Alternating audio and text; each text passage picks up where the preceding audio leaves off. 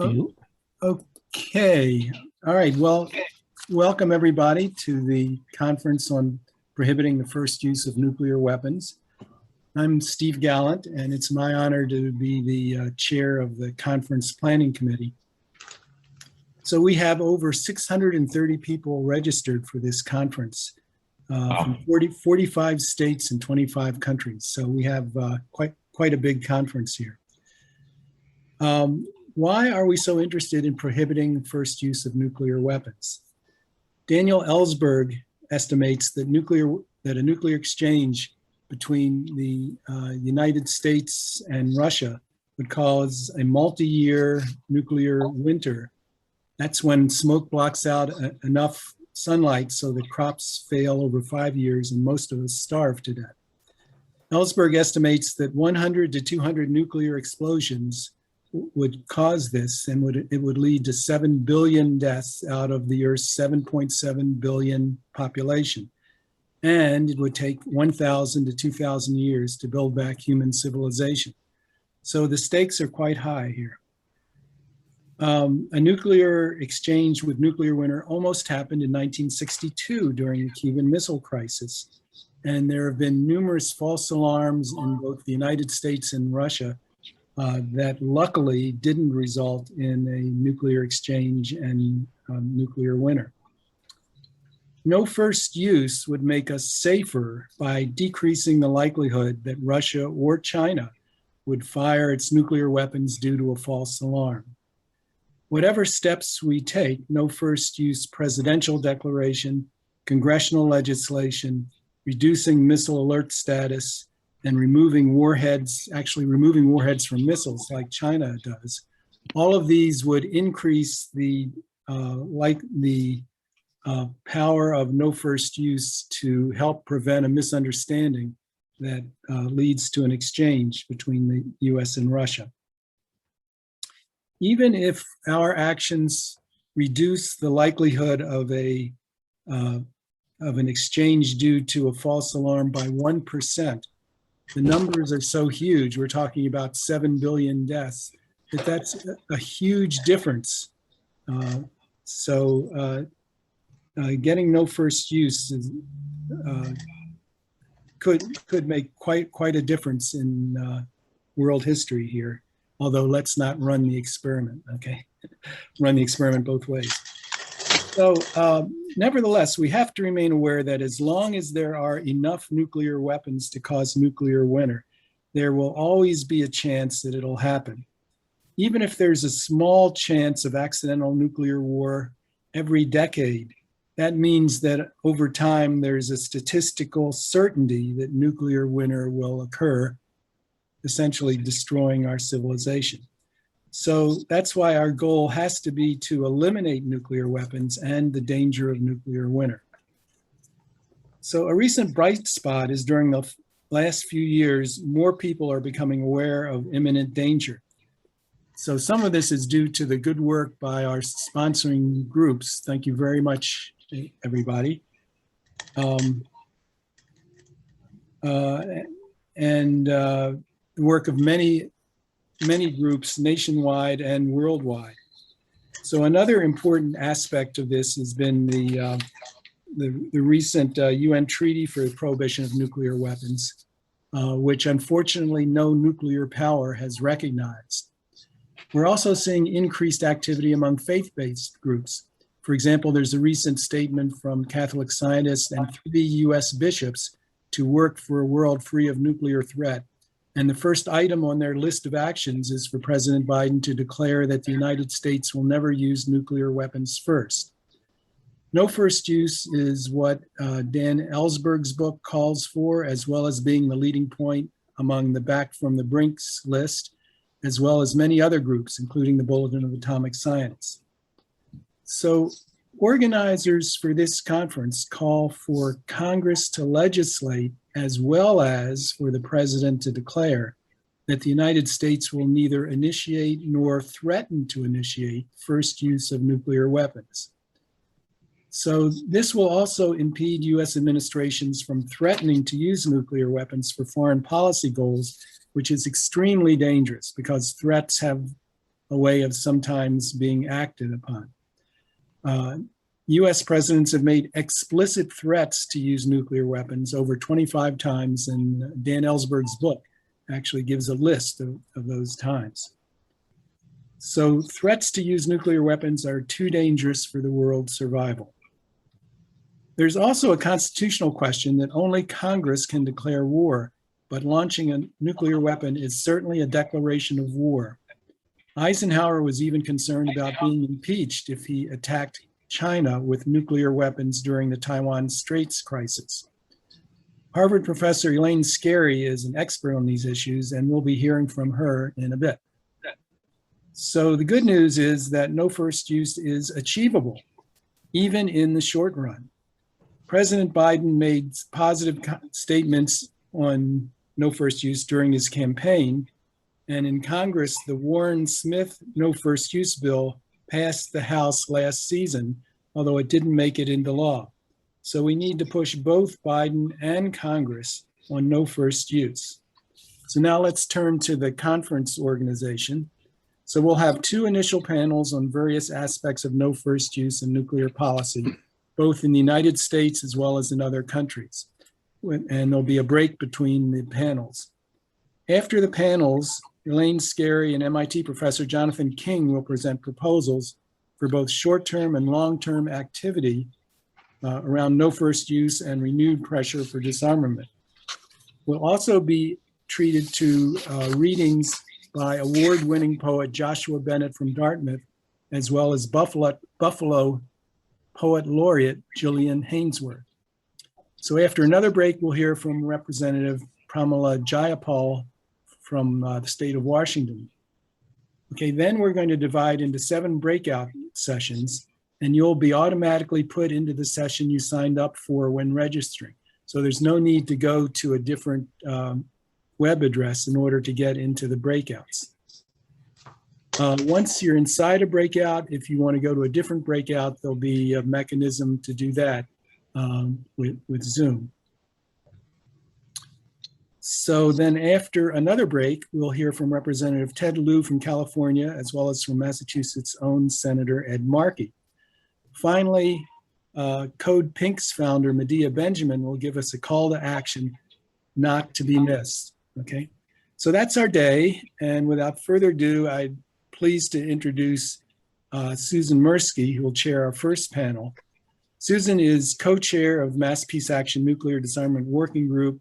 She's on the board of all of Mass Peace Action, member of Newton Dialogues on Peace and War, and Boston Downwinders, and longtime community activist. So let me pass the baton to Susan then.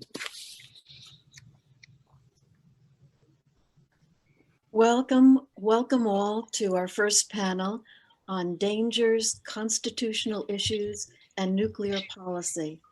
We have 4 excellent speakers. Dr. Ira Helfand is a member of the International Steering Group of ICANN, the recipient of the 2017 Nobel Peace Prize, and the immediate past president of International Physicians for the Prevention of Nuclear War, the recipient of the 1985 Nobel Peace Prize. He is the co-founder and past president of Physicians for Social Responsibility, the US affiliate of IPPNW, and active in the Back from the Brink campaign. Elaine Scarry is the Walter M. Cabot Professor of Aesthetics and General Theory Value at Harvard University. Her books include The Body in Pain, On Beauty and Being Just, and Thermonuclear Monarchy, Choosing Between Democracy and Doom, which shows that nuclear weapons and governance, particularly democratic governance, are mutually exclusive. It specifies the constitutional tools available for dismantling the country's nuclear architecture. In 2005, Prospect Magazine and Foreign Policy named her one of the top 100 leading intellectuals.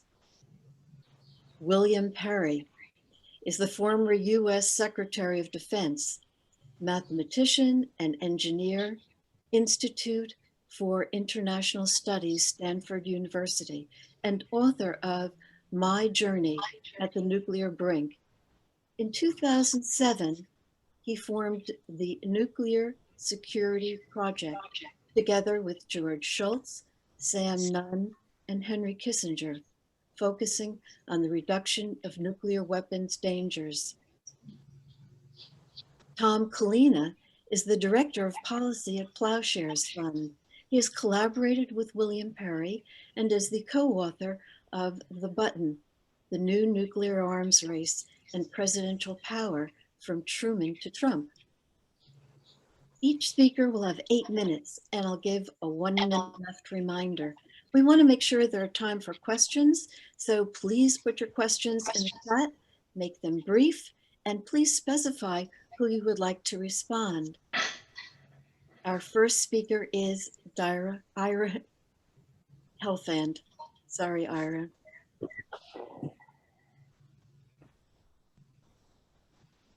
So we have a problem today, which is that none of us believe that there's going to be a nuclear war. But the fact of the matter is that there will may be a nuclear war. And we need to be prepared for that. Fear has a very bad name. We're told that we're not supposed to be afraid of things. But in fact, fear is a very important emotion. It's what protects us from real dangers. And we need to be afraid of nuclear war, and we need to take action to prevent it from happening. I want to describe to you the medical consequences of nuclear war. Many of us in this period after the 75th anniversary of Hiroshima and Nagasaki last year have images in our minds of what nuclear war would look like. And the pictures from Hiroshima and Nagasaki are a very powerful warning about what nuclear weapons can do. But the most important thing that we need to understand about Hiroshima and Nagasaki is that they do not begin to prepare us for the kind of destruction and devastation that will happen if nuclear weapons are used again. In the event of a war between the United States and Russia, a big city like Boston or New York or Washington isn't going to be hit with one Hiroshima-sized bomb. It's going to be hit with many weapons, each of which will be anywhere from 10 to 50 times more powerful than the bomb that destroyed Hiroshima. This will cause destruction which is almost unimaginable. To try to give some idea of it, I'm going to use a model of a single very large nuclear explosion. The destruction that would actually occur with many smaller weapons would probably be greater, but I think that this model gives an adequate understanding of what it is that we would face today in the event nuclear weapons are used again. Within 1,000th of a second of the detonation of this large nuclear device, a fireball would form, reaching out for 2 miles in every direction, 4 miles across. Within this area, temperatures would be hotter than the surface of the sun, and everything would be vaporized. The buildings, the trees, the people, the upper level of the earth itself would disappear. To a distance of 4 miles in every direction, the explosion would generate winds greater than 600 miles per hour and blast pressures greater than 25 pounds per square inch. Mechanical forces of that magnitude can destroy anything that human beings can build.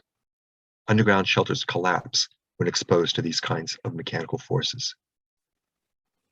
To a distance of 6 miles in every direction, the heat would be so intense that automobiles would melt.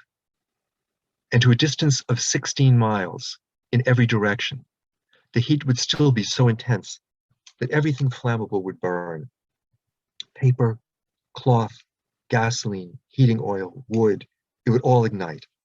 Hundreds of thousands of fires, which over the next half hour would coalesce into a firestorm, 32 miles across, covering over 800 square miles.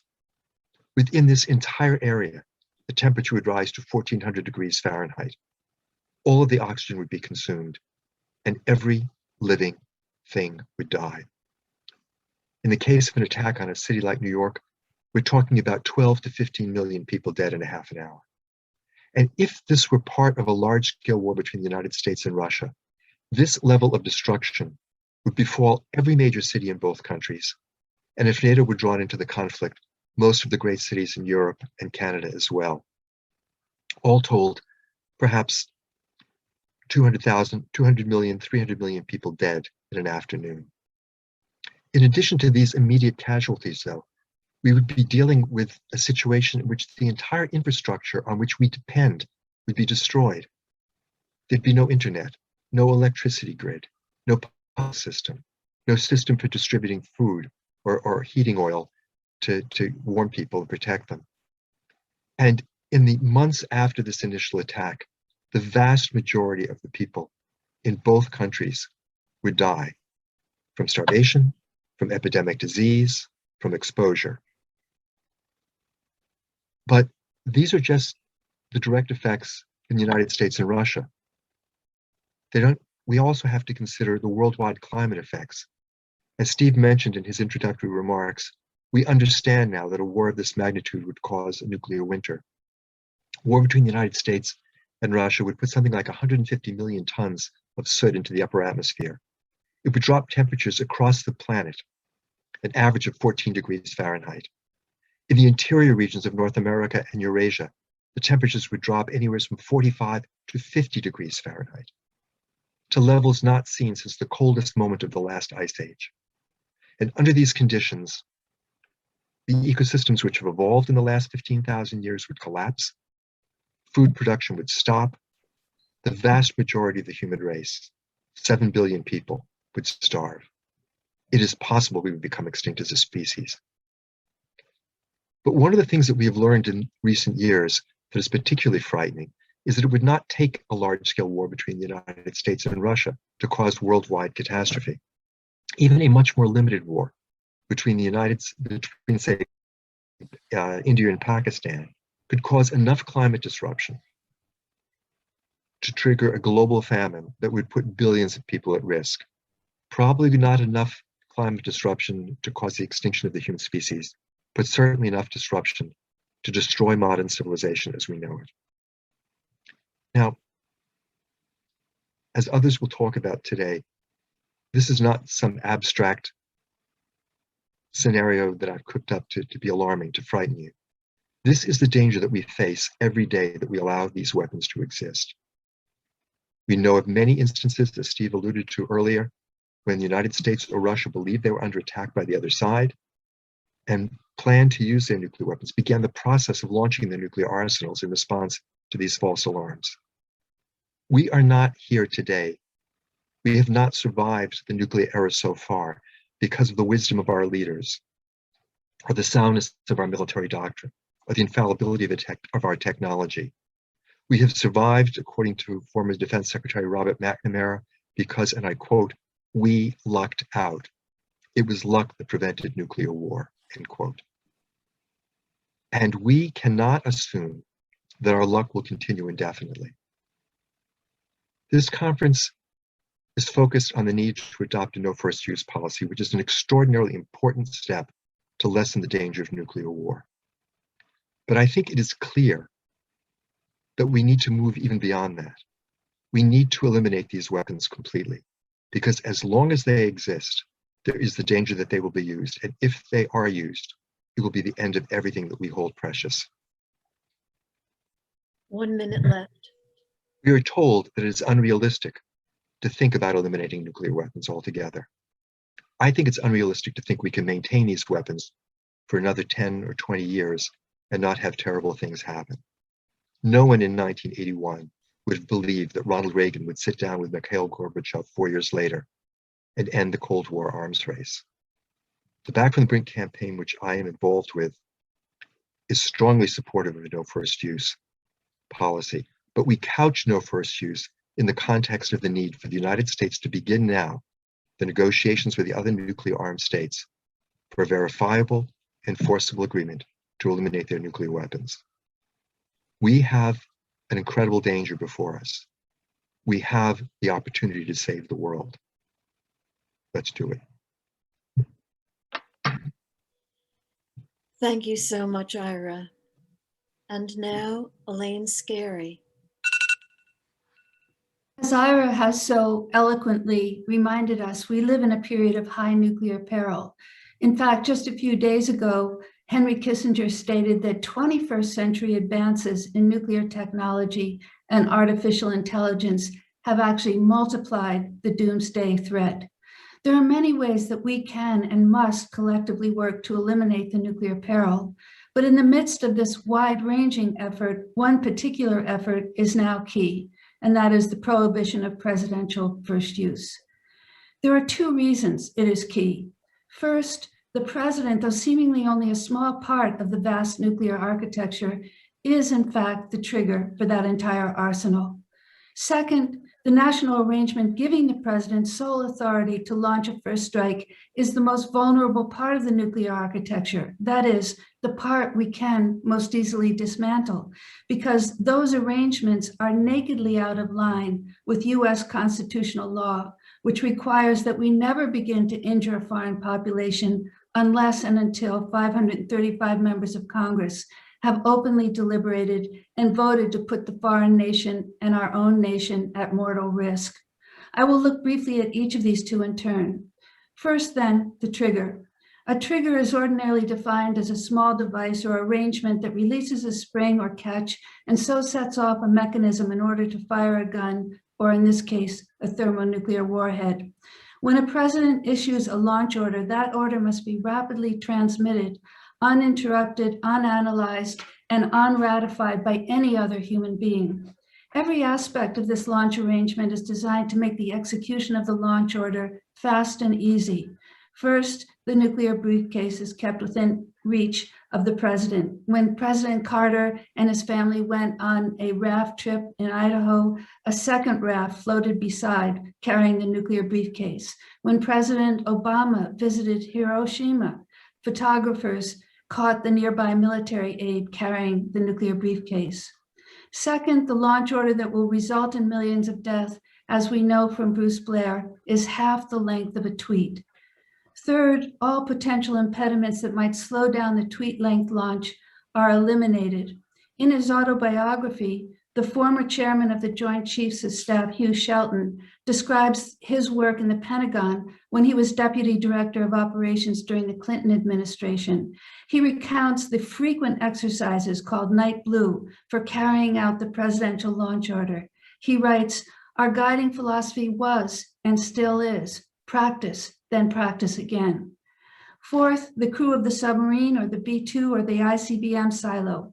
According to Garrett Oakes, an electronics technician on Ohio-class submarine USS Tennessee, during his submarine's 90-day tour of duty, 89 of those 90 days were dedicated to rehearsals in which they practice, then practice again, carrying out the presidential launch order. No latitude for thinking is invited. In fact, the commander of the submarine may well not know whether it's a first use or a second use launch. But is it the case that this architecture is weighted in the direction of first use? We know from historical documents that our presidents have contemplated using nuclear weapons, and in almost every instance, that contemplated use was first use. President Eisenhower contemplated dropping an atom bomb in the Taiwan Straits in 1954, and again in Berlin in 1959, both of which would have been first use. Historian Mark Trachtenberg educates us about President Kennedy's sometimes blithe contemplation of first use in Berlin in 1961-62, and again in 1963 in his thinking about Formosa, Korea, and Europe. President Johnson contemplated using a nuclear weapon against China to prevent China from getting a weapon. That was first use. President Nixon tells us he 4 times contemplated using a nuclear weapon. In one instance, he sent 18 B-52s armed with nuclear weapons across Russia. The list of contemplated first use by no means stops with Nixon. The National Security Archive at Georgetown, for example, reports strong indications that throughout 2006, the Bush White House was seriously considering a nuclear option against Iranian nuclear sites. The documented record of recent presidencies is interrupted only because decades pass before private presidential papers are released.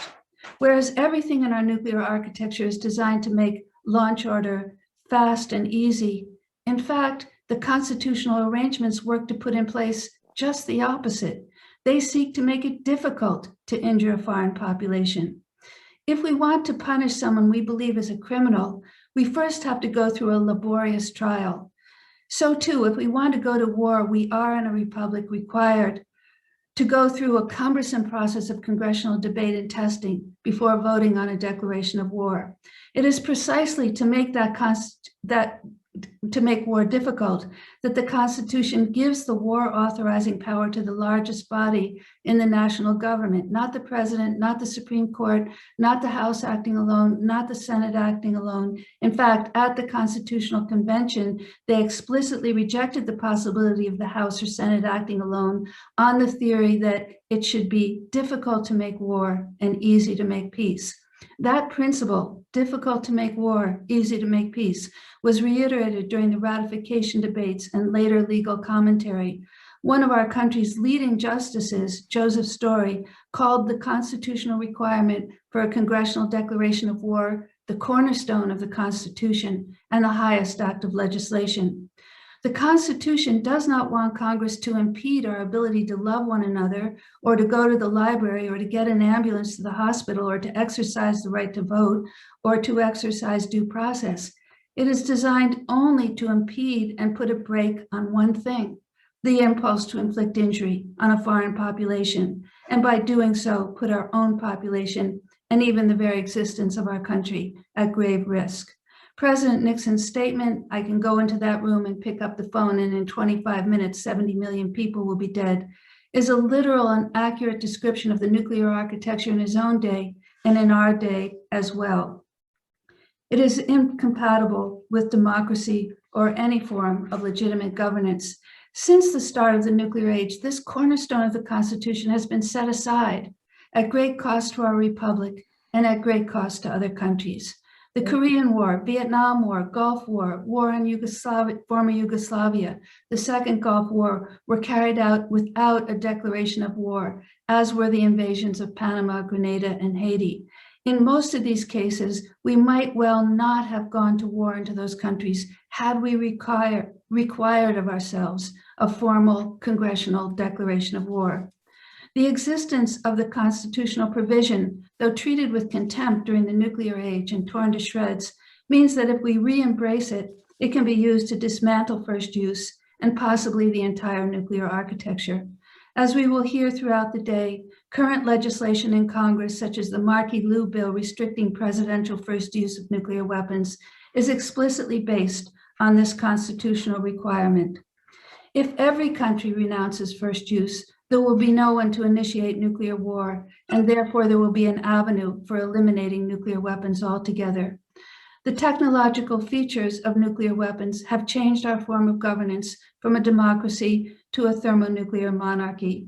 Ira Helfand reminds us that we can together eliminate first use on the way to dismantling the entire nuclear architecture. Now we just need to get to work. Thank you. Thank you so much, Elaine. William Perry. Thank you. I'm 93 years old, and I can tell you from deep personal experience that old age is the pits. But it does have one virtue. I've lived through the entire Cold War, which has given me some spatial insight, I believe, into the dangers of the Cold War. I've not only lived through the Cold War, I have been an active participant in most of the major events of the Cold War. Let me give you two examples.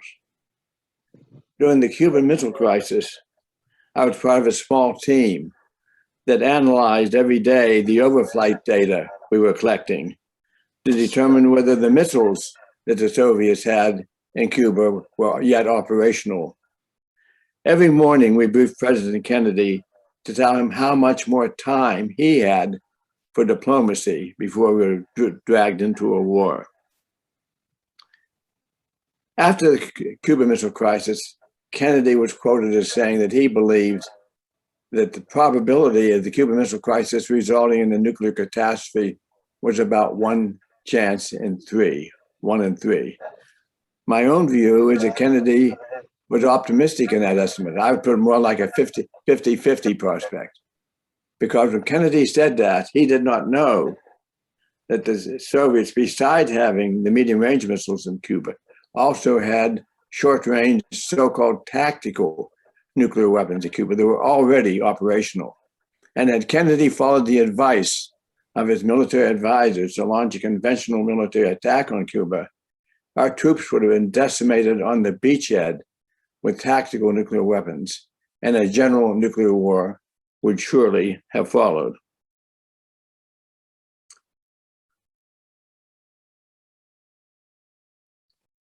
I also want to tell you about the time when I was the Undersecretary of Defense for Research and Engineering in 1977.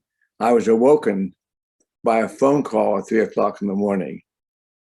The voice on the other end of the line identified himself as the watch officer of the North American Air Defense Command. The first thing he said to me was his computers were showing 200 ICBMs on the way from the Soviet Union to the United States. I immediately woke up. Happily, the general went on to say he had concluded already that this was a false alarm. Why was he calling me? I was the technical person in the Pentagon. He was calling me to see if I could help him determine what had gone wrong with his computers. What had gone wrong with his computers? I learned two lessons from those incidents. The first is a nuclear war could start by a political miscalculation. And second, the nuclear war could start by an accident, by a technical mistake.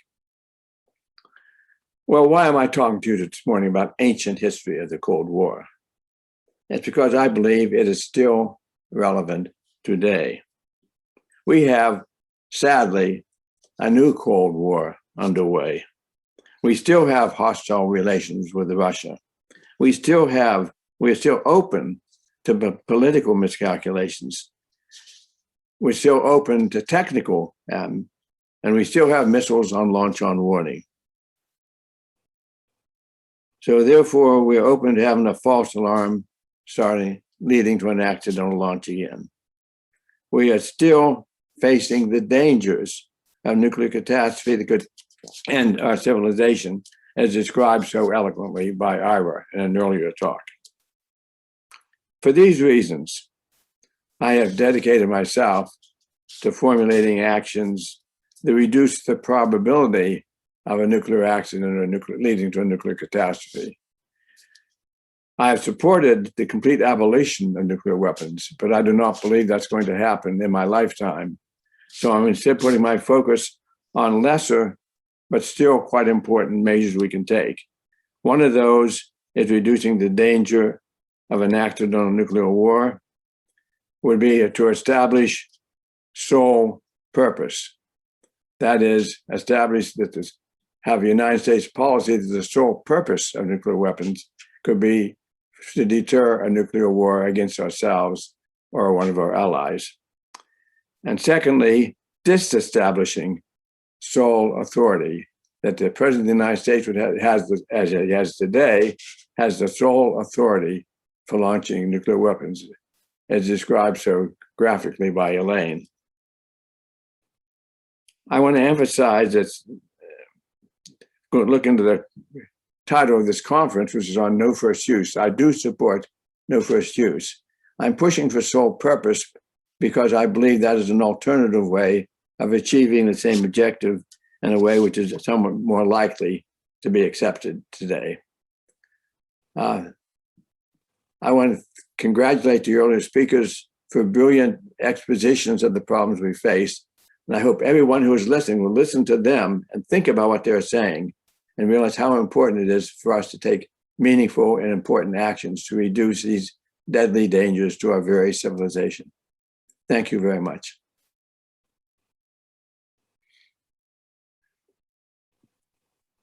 Thank you very much, William.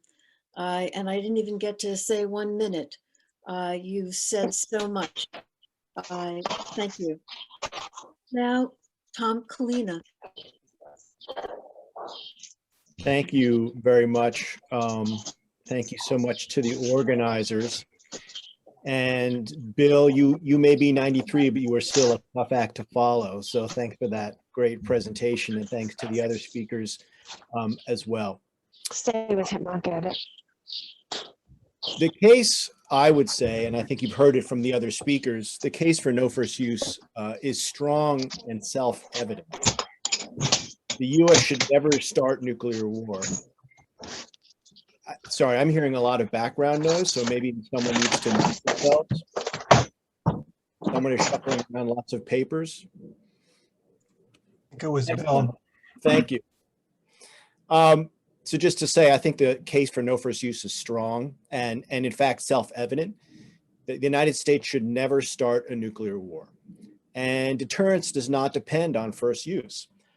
And yet we still have a first use policy after 75 years of having the bomb, 76 years. So I would like to explore the question of how to best motivate US support for no first use, and what are the arguments that will get Americans on our side. So for example, how can we make the problem of first use more real and more tangible to Americans? I work in the American context, so I'll use that as my focus. And are there new arguments that we can bring to this important cause, as good as the arguments that we already have are? So I would like to bring us back to January 6th, when President Trump, as we all know, led a deadly riot on the Capitol. Before that moment, I think few could have imagined such an event where an elected president of the United States sought to undermine the very democracy he was elected to protect. And before that moment, I think few could have really imagined an unstable president starting a nuclear war, as described by Elaine previously. Yet just 2 days later, on January 8th, House Speaker Nancy Pelosi imagined it. She was so concerned that she asked the military to find, quote, available precautions to prevent President Trump from using his sole authority to launch nuclear weapons. And spoiler alert, there are no available precautions. This to me, and I think to many people, was shocking and remarkable, but it was not unprecedented. Senior officials have taken similar steps in the past, particularly in the last days of the Nixon administration, when he was drinking heavily and facing impeachment. So Trump was not the first president to raise these concerns. And the point I want to stress here is that he's unlikely to be the last. I think we all took a sigh of relief and hope that we would never have to deal with a President Trump with his finger on the nuclear button again. Unfortunately, that's not the case. Someone like Trump or Trump himself can run again, as much as we don't want to consider that. And so it's really up to President Biden to take the high road at this point and change this policy for himself and all future presidents. Now, to be honest with you, I think that the odds of even an unstable president actually using nuclear weapons in a moment of crisis is low, but it is not zero.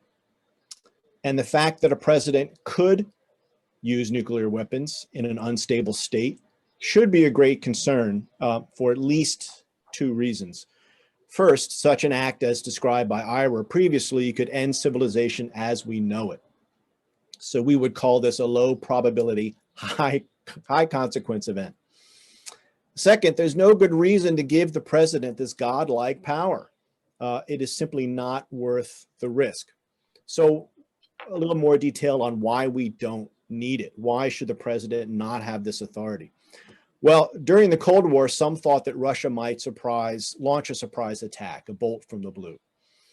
And this drove these policies for the president to act quickly. Sole authority, first use, ICBMs, and high alert. All of these policies stemmed from a need or a perceived need to have the president launch quickly. But acting quickly with nuclear weapons is dangerous because you could be wrong. And for example, as we've described, the attack that you think is coming could be a false alarm. Moreover, any such attack by Russia would be suicidal. They could not be confident that they would survive a retaliation from a first strike against the United States, which is why such an attack has never come and probably never will. So how do we change this? What is the solution? Well, as we're discussing today, first we must prohibit the first use of nuclear weapons, meaning that we would only use nuclear weapons in response to a nuclear attack. I think we would all rest easier today if we knew that future presidents could only legally order the use of nuclear weapons in retaliation to a confirmed attack. And therefore, Congress should pass the Warren-Smith bill as has been described.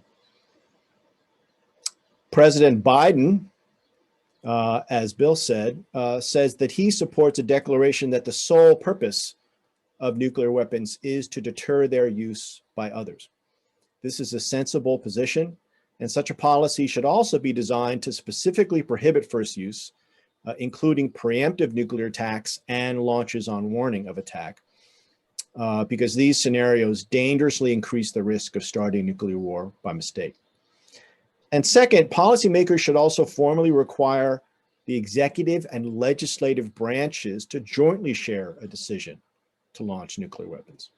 And this is contained in the bill proposed by Senator Markey and Ted Lieu, the Markey-Lieu bill. And as has been discussed, the Constitution gives the authority to declare war, keeps that authority for itself and does not give it to the president. And if first use of nuclear weapons is not an act of war, I don't know what is. So going back to January 6th and President Trump's term in office, his last few weeks in office were a wake-up call. Never again should we allow a dangerous president to have unilateral control over nuclear launch. By agreeing to limit his own authority, President Biden can make the nation and the world safer for generations to come. And I urge us to use that frame as a way to argue for no first use going forward. Thank you very much. Thank you so much, Tom. And thank you so much for all that you have offered us. We have, let's see, we have a little over 20 minutes left for questions, and we'll cover as many as we can. So the first question comes from Michael Ormond, who just happens to be my brother. And he asks Elaine, if Congress declares war or authorizes military force, where in the Constitution is nuclear war prohibited? Elaine. Hi, Susan, could you just read the sentence one more time? Surely. If Congress declares war or authorizes military force, where in the Constitution is nuclear war prohibited? You mean once the Congress actually does declare war? Yes. Okay, so I see it. we should realize that the strongest way in which the Constitution prohibits the use of nuclear weapons is exactly on presidential first use. Now, it may well also cover a case where the Congress has declared war and now the president goes ahead and tries to launch a weapon. The Markey-Lieu bill explicitly says that the president cannot launch a weapon unless there's been a declaration of war and unless Congress has explicitly credited, that is sanctioned, the use of our armed forces to launch a nuclear weapon. So it's at least in the Markey-Lieu bill. This is something that people probably will debate about, but I think that it actually covers both the situations that are implied in this question. In 1989, there was a case brought by two congressional representatives, Representative Dallum and Representative Edwards, that brought a law case explicitly using the constitutional provision. And the judge said that though the case was not yet ripe for determination, it was something that he felt the Supreme Court would one day have to make a ruling on. Second use or use of a nuclear weapon after war has been declared is a little bit more contentious. Many people would say that the use of a nuclear weapon is such a increase in magnitude that that some kind of second authorization would be needed.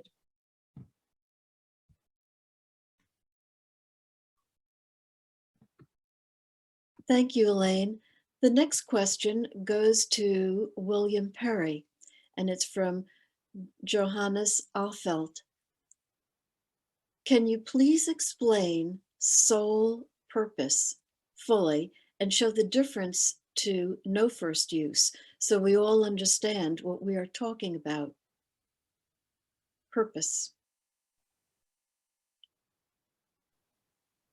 Sole purpose means just what the words imply, namely that the United States stating its policy. It is for its nuclear weapons, the sole purpose, the only thing for which they could be used would be for deterrence of a nuclear attack against the United States or its allies. So that excludes all other uses of nuclear weapons. I think it's as simple as that. Tom, do you want to add anything to beyond that, or does that cover it? I think that is, I think that essentially covers it. I would just add that if you took the words at face value, sole purpose should prohibit first use, because the sole purpose is to use weapons for deterrence or retaliation. And so they should be synonymous. But unfortunately, sole purpose has been interpreted by some to allow preemptive use of nuclear weapons. And I would just say here that we don't know. President Biden has said he supports sole purpose. We don't know what he means by that. And so we don't know really how much space there is in his mind between sole purpose and no first use. So until we get into a nuclear posture review process, which is starting now internally to the administration, until the administration defines these things on paper for us to see, we won't really know. But what we do know, as Bill said, is that the president has spoken in favor of sole purpose. That's where he seems to be heading. And so we want to support that, seize that, and build on that to get it as close to no first use as possible. Thank you, Tom. And that actually leads to the next question by James Rainey. Didn't Joe Biden already endorse sole purpose? Does anybody want to say anything more on that? Yes, he did. I would just say there's a big difference between supporting something as a candidate and enacting it as a president. So presidents say lots of things on the campaign trail. The trick is, how do we get the president to make it policy? And that's the focus right now. Thank you. Thank you, Tom. Next message is for Bill Perry. Could you please explain the difference between the congressional bills and why he supports one over the other? I don't quite understand that question. Let's go to the next one. Sorry. Let's Okay. go to the next one, which is, can one of the speakers list all of the bills in Congress currently, their names, numbers, and intents? Is that something that you want to get to, or can we put that in chat ultimately? I think we're supposed to present that later, aren't we, Susan? Okay. Can I just say, I mean, I think that the point of both these questions is that there are these two bills, right? There's the Warren Smith bill on no first use, very simple bill. And then there's the Markey Liu bill, which would prevent first use unless authorized by Congress. And they both have their pluses and minuses. To me, they both are driving towards the same goal, which is no first use. but they have different motivations. The Warren Smith bill is specifically no first use, period, where the Markey-Liu bill is really going after sole authority, as we've discussed, is another way to enter this conversation and say that sole authority for first use would not be allowed. So they're different, but again, to me, they're both rowing in the same direction. Thank you very much, Tom. Here's a question perhaps for Ira. Nearly all of us here strongly support no first use. Biden could adopt it himself. Do we know that his administration hears us? How do we get our voices to reach him? This comes from Peter Metz. Thanks for that question. I'm not sure how we know if President Biden hears us or if he does hear us. And it's one of the real concerns. He's got a lot on his plate right now between the economy, the pandemic, issues of racial and social inequality in this country. And I think part of our job is to make sure that in that press of critical issues, the danger of nuclear war is not lost sight of. How do we do that? I think we need to use all the traditional means that people use to inform their government of what they believe. We need to be in touch with our legislators in Congress. We need to write letters to the editor. We need to write letters to the president. We need to try to organize events like this conference that give more visibility to this issue. We don't have a lot of time to deal with the nuclear problem. And I think one of the great dangers is simply that it will be put on the back burner by an administration concerned with other issues and neglected. And there's things that need to happen won't happen. Tom spoke earlier about nuclear war as a high impact, low probability event. I disagree a little bit with that formulation. I don't think this is such a low probability event. We've come as close as we have so many times during the nuclear weapons era. I don't think we can call this anymore a low probability event. I think this is something that we need to understand is going to happen if we don't change what we're doing. And that is a real challenge for not just for the president, but for all of us to again understand, as we once did as people back in the 1980s, that nuclear war could really happen. We believed that nuclear war could happen, and that's why millions of us took action. Today, we don't believe that anymore. And somehow or other, we have to figure out how to convince ourselves of the urgency of this issue so that we get our government to respond with the appropriate sense of urgency. Thank you, Ira. This next question, Elaine, comes from Elizabeth Beecher Smith. I believe the best direction will be to sign the treaty on the non-proliferation of nuclear weapons. What do you think? Well, I think we have to follow every avenue we can in eliminating nuclear weapons. And that means both supporting the international treaty that has so many countries in the world supporting it, and also working at home to use our own laws and constitution to again get traction on the problem. To have both international law and constitutional law at our disposal means we have a much greater chance. It's sort of like, in order to climb the wall of a building, you need two buildings side by side, and you can begin to get traction on the problem. It's interesting that international law mainly addresses the horrifying immorality of the injury that's brought about. And we can elaborate that. You'll probably hear about it more during the day. Whereas constitutional law sounds technical and it sounds procedural, but actually it's got hundreds of years of thinking behind it on social contract and what has to be in place for a civilization to occur. I think probably many of us know this famous statement by the social contract theorist Thomas Hobbes that life is brutal and short. But actually what he said was, once you tear up the social contract, it's nasty, brutal, and short. Once you tear up the social contract, and I believe that is exactly what we have done and need to change that. Now, just one other thing, right now, the nuclear states, as was mentioned earlier, I think by Steve Gallant, the nuclear states have not stepped forward and supported the international treaty. But we need to do that, and we need to get our country, get our fellow citizens to be able to hear voices coming in from other countries. Thank you very much, Elaine. Henry Wallendorf asked, and I'm not sure which one of you this is directed to. This is long, sorry. If a nuclear weapons power saw itself being overrun by an enemy with greater superior conventional weapons, would it resist threatening to use or using nuclear weapons?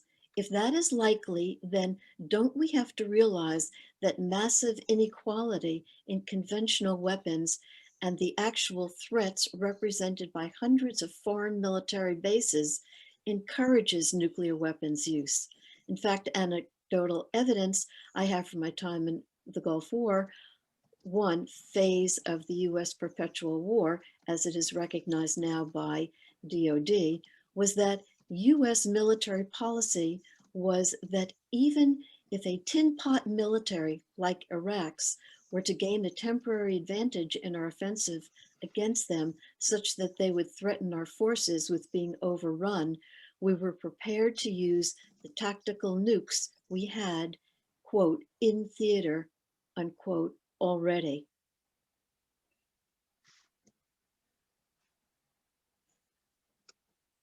Tom. Well, I mean, I think one of our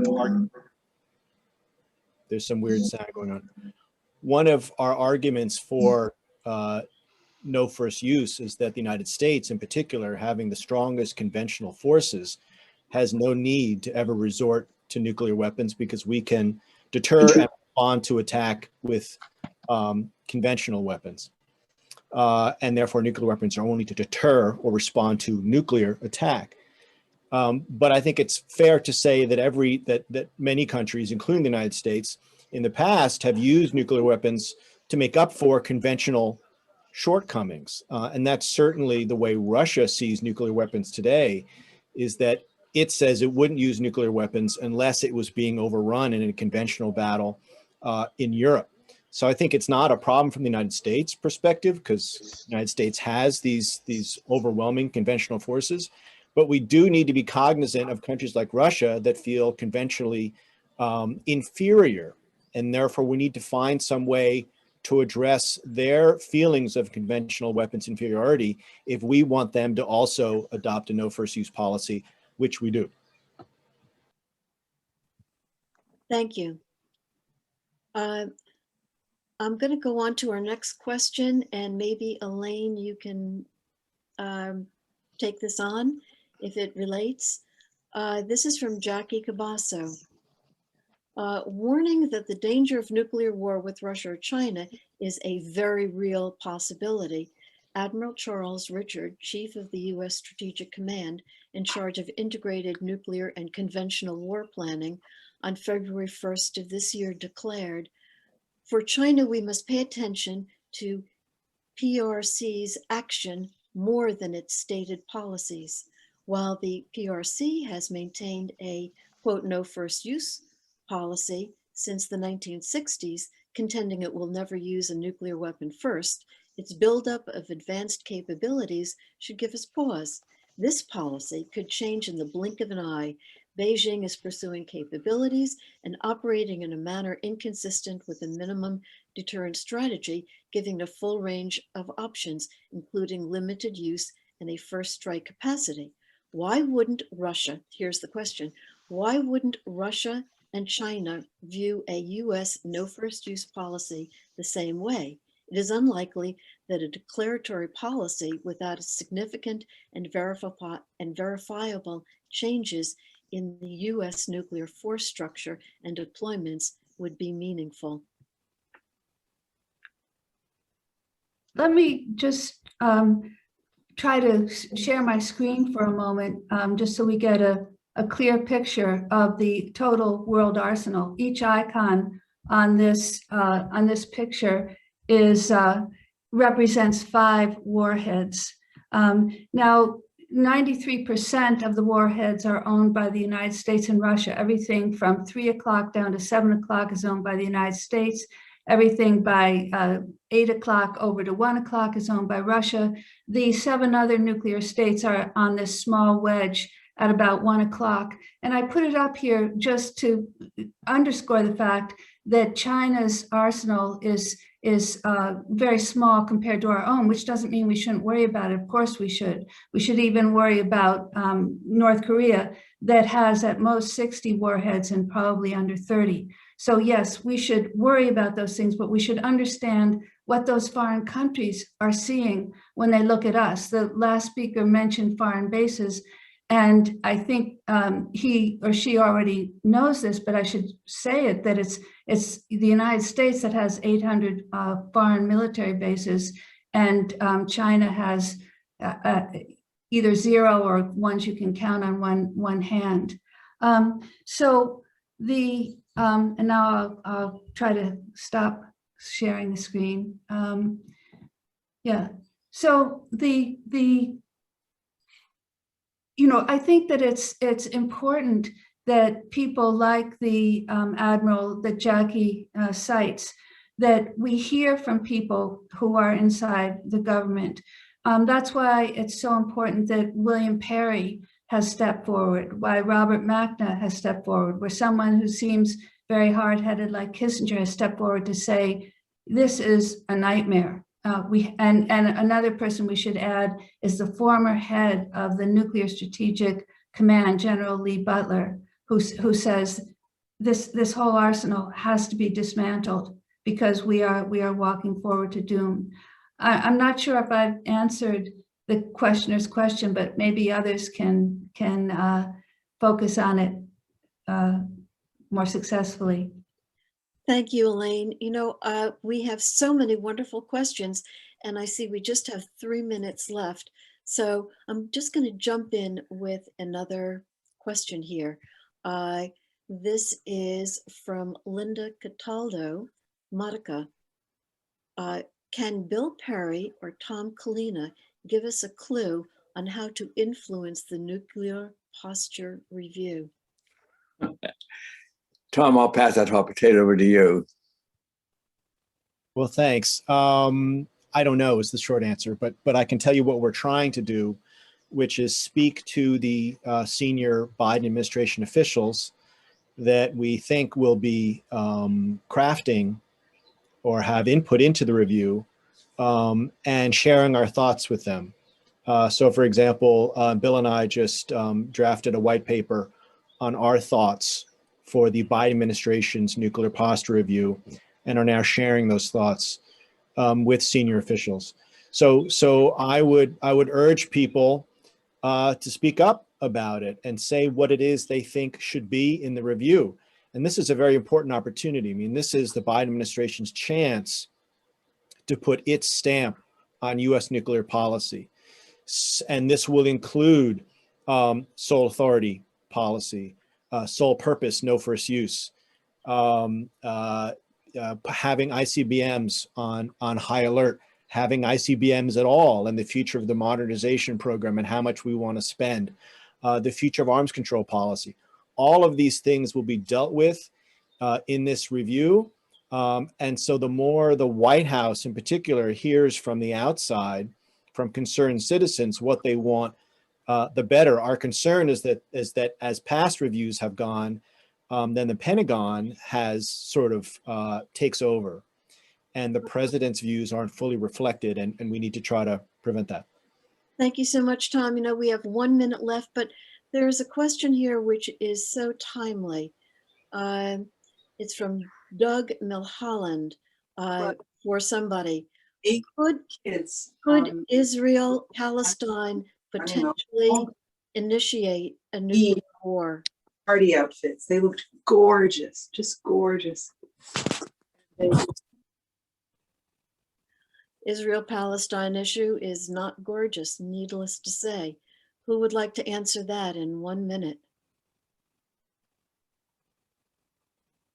I think it's unlikely that this would lead to a nuclear war, but anytime you get countries fighting in a world that is stuffed with nuclear weapons, the possibility is always there, and that things can escalate. And I think that is what that fact underlines the urgent need to address this problem globally. When we speak to President Biden about the nuclear posture review, I think we need to give him a message that we need a fundamental change in US nuclear policy, which abandons the idea that our security is promoted by having nuclear weapons and embraces the understanding that our security demands that we get rid of these weapons altogether. Thank you so much. Our time is up. Thank you all for all that you have offered and all of those great questions. It's time now for a 5-minute break. So